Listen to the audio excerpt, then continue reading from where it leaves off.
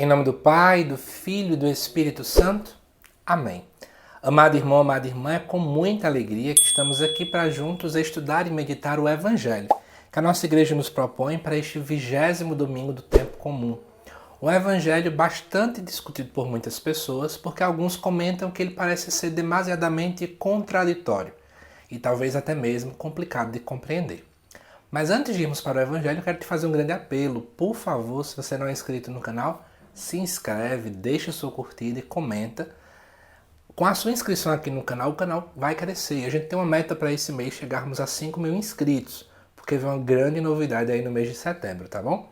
Então, se você puder, compartilhe nos grupos de WhatsApp, nas suas redes sociais, te agradeço imensamente. Amados irmãos e irmãs, o Evangelho lá em Lucas 12 diz assim: Naquele tempo disse Jesus a seus discípulos: Eu vim para lançar fogo sobre a terra, e como gostaria que já tivesse aceso. Devo receber um batismo, e como estou ansioso até que isto se cumpra. Vós pensais que eu vim trazer a paz sobre a terra? Pelo contrário, eu vos digo, vim trazer divisão. Pois, daqui em diante, numa família de 5 pessoas, 3 ficarão divididas contra 2.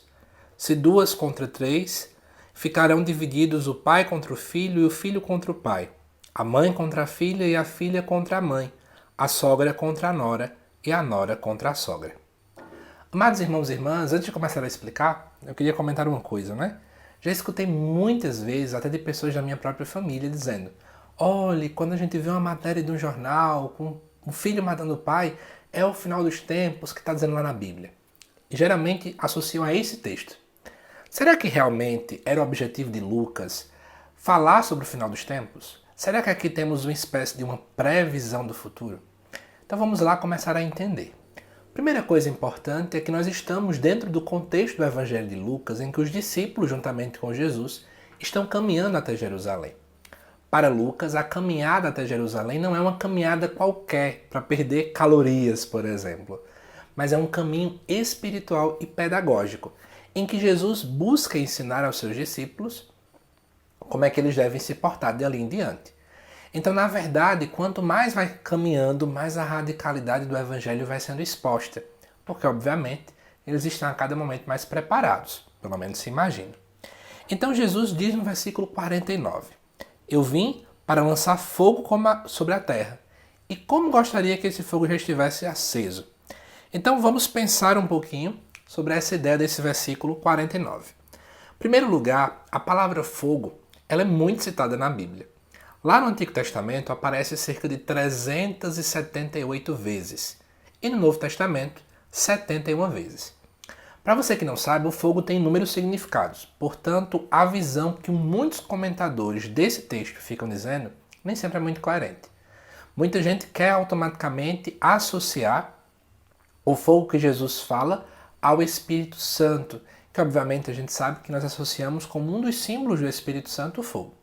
Mas aqui não nos parece muito bem ser isso, porque na verdade nós não estamos aqui com nenhum enfoque trinitário na palavra de Jesus. Inclusive é importante relembrar que o conceito de Santíssima Trindade vai sendo avançado conforme o tempo vai passando.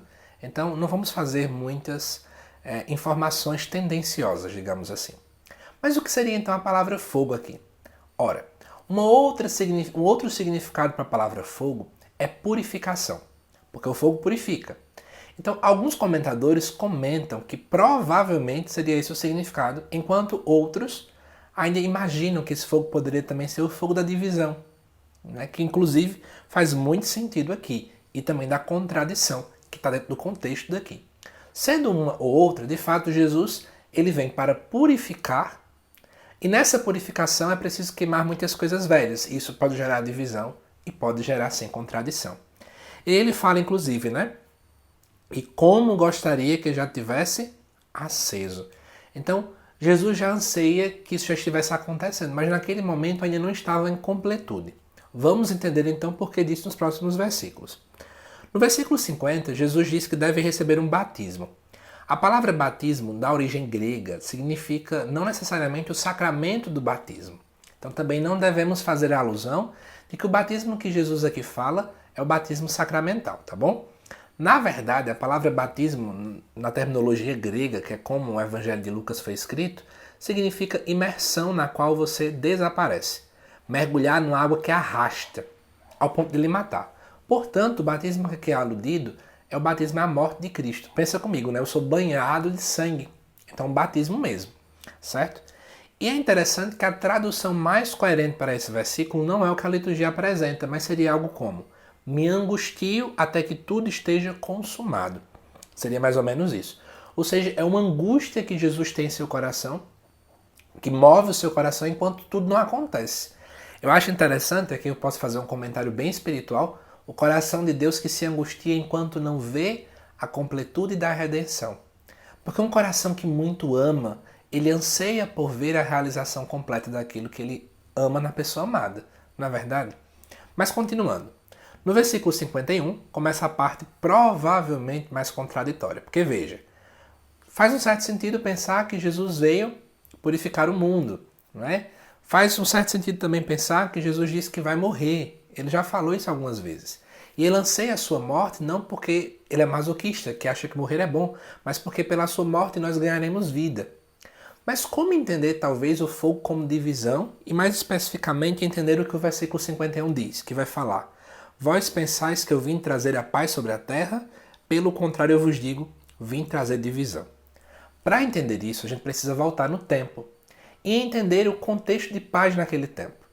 Existia a chamada Pax, P-A-X, romana, que era um tempo em que foi dito que no Império Romano existia uma paz, só que essa paz era uma paz aspas. Por quê? O Império dizia o seguinte: gente, em nome da ordem social e dos bons costumes, ninguém pode fazer algum tipo de revolta, alguma revolução, algum tipo de protesto.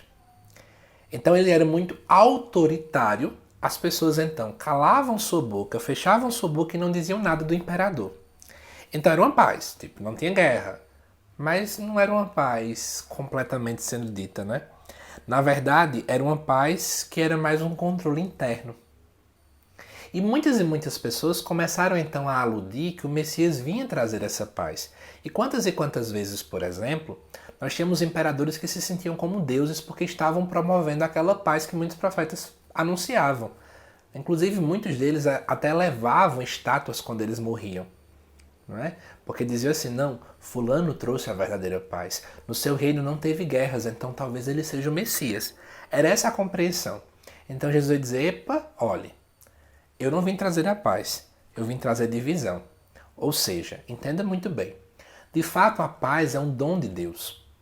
Não é à toa que Jesus, quando chega no final de sua vida, né, depois da morte, já na sua ressurreição, ele diz que vai dar a paz a todo mundo. Ele dá a paz aos seus discípulos, depois dando também ao seu espírito.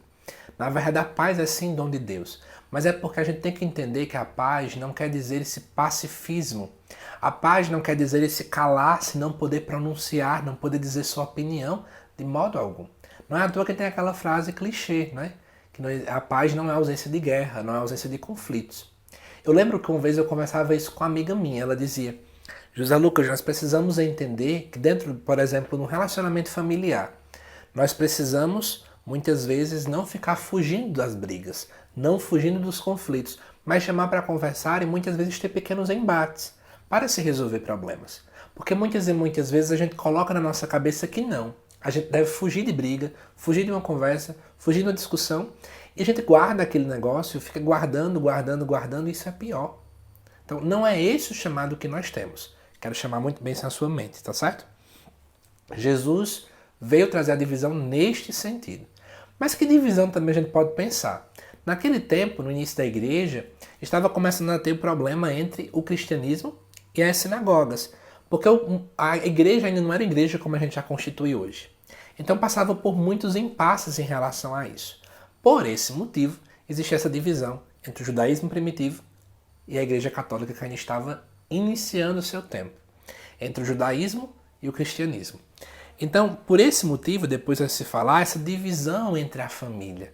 Porque muitas vezes, por seguir ao reino, muitos da minha casa não iam compreender. Até porque às vezes eram judeus, às vezes eram pagãos e não queriam entender. Até porque no início o cristianismo era quase sendo dito pelas pessoas que estavam de fora que era quase uma seita.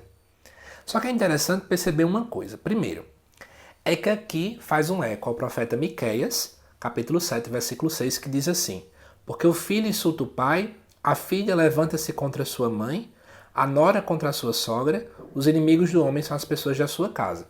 Miqueias colocando isso, dizendo que é o extremo de uma sociedade. Segundo lugar, é interessante perceber que aqui não fala de irmão contra irmão, porque irmão é um termo exatamente eclesial. Olha que interessante. Vai ter divisão entre você e as pessoas que não estão no mesmo caminho, que não são discípulos. Vai ter divisão, né? Vai ter compreensões e visões diferentes. Mas entre irmãos, entre aqueles que são discípulos de Jesus, vai existir unidade, vai existir concórdia. É essa a grande compreensão. E agora o Evangelho acaba iluminando a primeira leitura.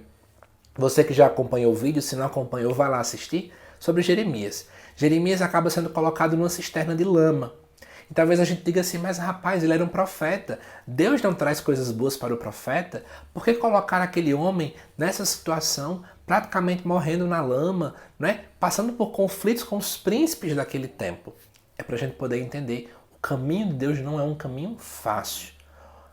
Jesus não tem palavras bonitas, Jesus não é muito romântico nessas situações não. Ele nos promete o céu, mas diz que até chegar lá, nós vamos aqui na terra, padecer muitas vezes, carregar a nossa cruz, mas tendo os olhos fixos nele, como muito bem nos disse a segunda leitura. Espero que você tenha gostado desta reflexão. Já pedi e repito, se você puder, por favor, compartilhe esse vídeo com outras pessoas, tá bom? Que Deus te abençoe e até o nosso próximo vídeo.